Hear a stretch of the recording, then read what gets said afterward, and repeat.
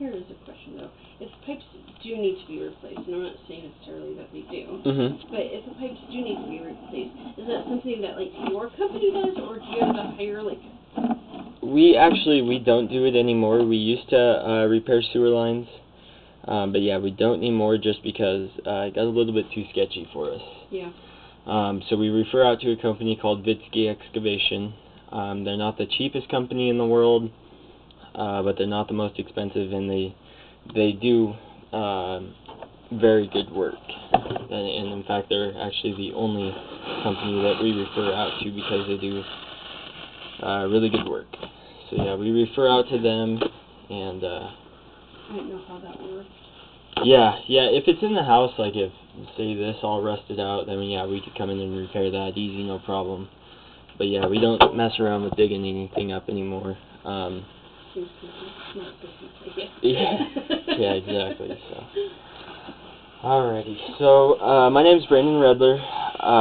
We are going to be doing a video inspection on the main sewer line of 1425 West Central Avenue here in Spokane, Washington. What we're looking at right now is the hub, or the connection to the city sewer line. And as you can see down there, we did put some roots back into the city sewer line. So yeah, what we're going to be working out of is 4-inch clay tile pipe.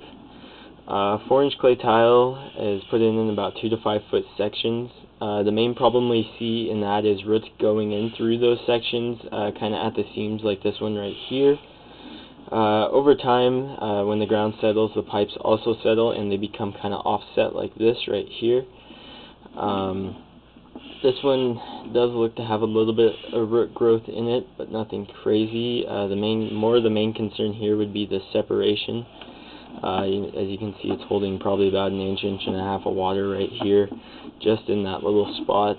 And then on those separations also, you know, as you can imagine, there could be some buildup. So yeah, that's kind of one of the main issues. The good thing about this pipe, though, is we don't see any cracks or even it flaking really at all. It's just a couple of these separations right here where you can kind of see the root growth getting into it as well. Yeah, let's see here. We got a pretty good looking seam there. There might be a little separation. It doesn't really go up or down. It kind of is just separated. You can kind of see a little teeny tiny pool of water there, but nothing too bad. And then the swirl marks you see on the side are from my cable. And let's see here. Got another little separation there.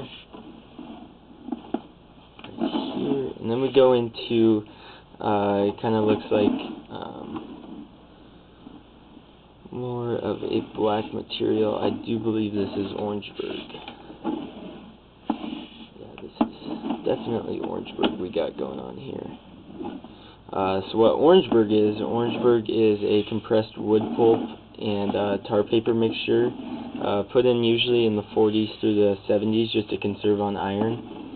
And you can kind of see it starting to get a little teeny tiny blister right there. Nothing too gnarly. So yeah, anyways, it was put in during the 40s and the 70s to conserve on iron at the time. Unfortunately, it has a very high failure rate, and we're kind of catching up with the problems today. So yeah, as you can see, there's a little tiny blister down there as well. And when we cable this, as you can kind of see right here, kind of towards the upper part of the screen where my camera light is, as you can see, it kind of looks like we almost scraped some of it off. That's because it is.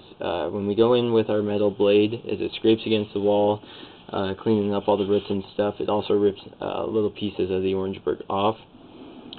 And as you can see, at its seam as well, there's a little bit of roots right there. Nothing too crazy. For the condition of this Orangeburg, though, it does look to be pretty good. It's not ovalizing at all. A little bit of a separation at that seam. It doesn't really have too much bulbing. And yeah, you can always tell where the bottom of the sewer pipe is just by where my camera light is, or of course where the flow of water is. It looks to be in the upper right hand corner right now. Here. So yeah, you can kind of see where we took a bulb out right there, kind of towards the right hand middle of the screen. There's just a little teeny tiny spot holding a little bit of water there. That would be from one of the bulbs being ripped out. Back a little bit more. Looks like there may have been a bulb there as well. Overall though, this really doesn't look like too bad of an Orangeburg pipe. We've definitely seen a lots worse.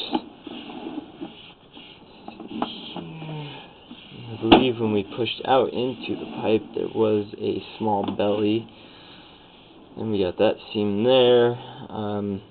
That seam kind of does look to be a little bit worse, but not terribly too bad. Got a little bit of rip buildup there, but nothing too crazy. So basically I was talking about a belly. What a belly is where the pipe actually has to drain uphill to go downhill. Obviously the water will eventually drain out, but the more solid material kind of won't. This right here looks to be kind of a bad spot in the Orangeburg. As you can kind of see right here, it's starting to bulb at the top and almost kind of collapse on itself. That seam is definitely not looking too good. Yeah, as you can kind of see at the top of the pipe is just kind of rotting. And then I believe here before too long we will be jumping back into cast iron, which is, I believe we are in it. So yeah, we're back in the cast iron now. Let's see if we can find our seam.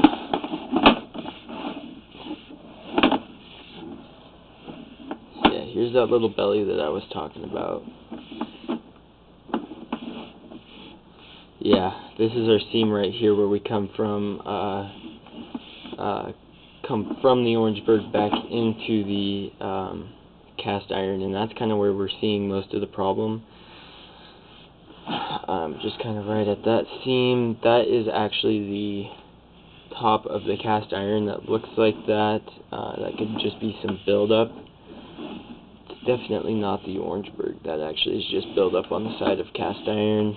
But yeah, that seam, it's definitely not the best seam. Water is flowing through it though, and we just go through that little teeny tiny belly there, and then we're back to perfectly normal cast iron pipe. And yeah, this cast iron looks really good. As you can kind of see, there's very little rust debris on it. No cracking, it's not chipping, there aren't flakes all over the place. And I believe before too long we're actually going to be pulling out of the clean out here. Give you a picture of that in just a second. So yeah, this is the clean out that we are working out of in the basement of 1425 West Central Avenue here in Spokane, Washington.